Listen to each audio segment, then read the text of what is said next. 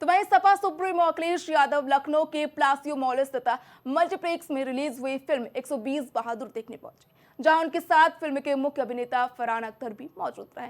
ये फिल्म 1962 के भारत चीन युद्ध के दौरान रेजांग ला की उस ऐतिहासिक लड़ाई पर आधारित है, जिसमें 13 कुमाऊं रेजिमेंट के 120 जवानों ने मातृभूमि की रक्षा करते हुए अदम्य साहस का परिचय दिया था। फिल्म में फरहान अख्तर परमवीर चक्र से सम्मानित मेजर शैतान सिंह भाटी की भूमिका निभा रहे हैं, जिन्होंने अंतिम सांस तक रणभूमि नहीं छोड़ी। फिल्म देखने से पहले फरहान अख्तर ने कहा कि 120 बहादुर हर भारतीय को देखनी चाहिए, क्योंकि ये कहानी देश के उन जवानों की वीरता को दर्शाती है जो भारत माता की रक्षा के लिए अपनी जान की बाजी लगा देते हैं। उन्होंने ये भी बताया कि फिल्म 21 नवंबर 2025 को रिलीज हुई है। इसकी टैग लाइन हम पीछे नहीं हटाएंगे। दर्शकों में देशभक्ति का जोश बढ़ता हुआ नजर आ रहा है। इस फिल्म ने हमारे तमाम जवान जो जोखिम से भरी हुई जीवन जीते हैं उसको याद दिला रहे हैं। नई पीढ़ी को देखना चाहिए और मैं तो कहूँगा, क्योंकि मैं जाने कितने वर्षों के बाद ये फिल्म देख रहा हूँ किसी थिएटर में आकर के, और मैं इसीलिए देखने आया क्योंकि ये रिजांगला की लड़ाई हमारा एक एक फौजी, एक एक जवान और खासकर वो अहीर जो गुड़गांव, हरियाणा और आसपास के रेवाड़ी के रहने वाले हैं, वो आज भी गर्व करते हैं और उनकी इस बहादुरी पर पूरा देश गर्व करता है। ये गौरवशाली इतिहास जो हमारी फौज का है वो आने वाली पीढ़ी भी देखे, समझे और जाने। उत्तर प्रदेश के संभल जिले में बुधवार को 46 साल से बंद पड़े एक चर्चित कुएं की खुदाई शुरू कराई गई, जिसे 1978 के दंगों में मारे गए परचून व्यापारी रामशरण रस्तोगी का शव फेंके जाने के आरोपों के कारण लंबे समय से विवादित माना जाता रहा। ये कुआं संभल कोतवाली क्षेत्र की एकता पुलिस चौकी महमूद खां सराय स्थित मुख्य बाजार में है। सिटी मजिस्ट्रेट सुधीर कुमार की देखरेख में नगर पालिका की टीम खुदाई की। बता दें कि पिछले साल हुई हिंसा की बरसी पर 24 नवंबर 2025 को जिलाधिकारी डॉक्टर राजेंद्र पैसिया और पुलिस अधीक्षक कृष्ण बिश्नोई ने क्षेत्र का निरीक्षण किया था, जिसके दौरान मृतक व्यापारी के भतीजे सुशील रस्तोगी ने शिकायत दी कि 1978 के दंगे में उनके ताऊ की हत्या कर शव इसी कुएं में फेंका गया था। शिकायत के आधार पर डीएम और एसपी ने सिटी मजिस्ट्रेट और नगर पालिका ईओ डॉक्टर मणि भूषण तिवारी को खुदाई के निर्देश दिए।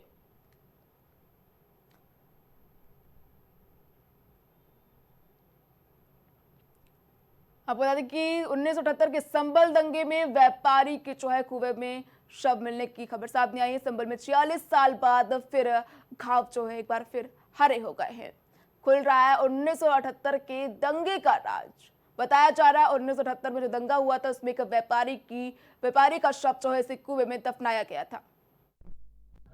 ये परसों जो है जब 1 वर्ष हो गए थे संभल दंगे को लेकर, तो उस दिन कप्तान साहब और डीएम साहब ने पूरे संभल कस्बे का भ्रमण किया था। भ्रमण के दौरान ये चौकी नखासा, चौकी एकता के पास, चौकी एकता है उसके पास यहाँ के कुछ व्यक्तियों द्वारा बताया गया कि ये जो पेड़ है उसके चबूतरा बना है, उसमें जो कुआं है, तो उस दिन सर द्वारा निर्देशित किया गया था यहाँ पर खुदाई करके देखने के लिए। तो आज उसी क्रम में नगर पालिका की टीम द्वारा जो कार्य कराया गया है और खुदाई में जो प्रथम दृष्टया दिख रहा है तो कुआं है जो दबा हुआ है। अब यहाँ मौके पे एक पेड़ स्थित है, इस पेड़ को वन विभाग की टीम बुलाकर दिखाया गया है उनको। तो पेड़ आज कल में कट जाएगा इसे, तो फिर पूरे जो कुएं खुदाई कराई जाएगी इसी। इस पेड़ का क्या इतिहास है? इतिहास तो भी नहीं बताया। यहाँ के कुछ लोगों द्वारा बताया गया कि जब 1978 के दंगों में ये कुआं थोड़ा हाईलाइटेड रहा है। अब तो बहुत ज्यादा उसकी विस्तृत जानकारी मुझे नहीं है। 1978 के संभल दंगे में व्यापारी की मौत। मृत व्यापारी का नाम रामशरण रस्तोगी है। संभल के मुख्य बाजार में परचून की दुकान थी। शहर के पुराने व्यावसायिक परिवारों में गिने जाते थे रस्तोगी। 1978 में संभल में सांप्रदायिक तनाव बढ़ने पर दंगा भड़क गया। दंगों के दौरान रामशरण रस्तोगी की हत्या कर दी गई। उनके परिवार का दावा है कि हत्या के बाद आरोपियों ने उनके शव को तराजू और बाट बांधकर उस कुएं में फेंक दिया था। खुल रहा है 1978 के दंगे का राज। आपको बता दें कि 1978 में संभल में जो दंगे हुए थे उस दौरान एक व्यापारी के शव को जो है कुएं में फेंक दिया गया था। दिल्ली के वसंत विहार इलाके में एक दुखद घटना सामने आई। कमला पसंद और राष्ट्रीय पान मसाला ग्रुप से जुड़े कारोबारी कमल किशोर की बहू 40 साल की दीप्ति चौरसिया अपने घर में मृत अवस्था में पाई गई। परिवार ने जब उन्हें फंदे पर लटका हुआ देखा तो तुरंत पुलिस को बुलाया गया। पुलिस पहुंचते ही पूरे मामले की जांच शुरू कर दी गई।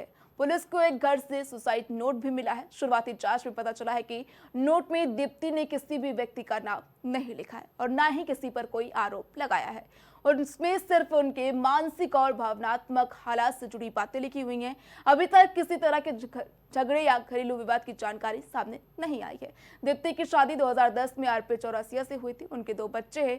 परिवार और जान पहचान वालों का कहना है कि दीप्ति शांत और सरल स्वभाव की थी, इसीलिए उनकी मौत की खबर से सभी को हैरान कर दिया है। फिलहाल पुलिस फोन रिकॉर्ड, हाल की गतिविधि और दोनों परिवारों के बयान एक एक करके जांच रही है। पोस्टमार्टम रिपोर्ट और सुसाइड नोट की फॉरेंसिक जांच के बाद ही स्थिति और भी स्पष्ट हो जाएगी।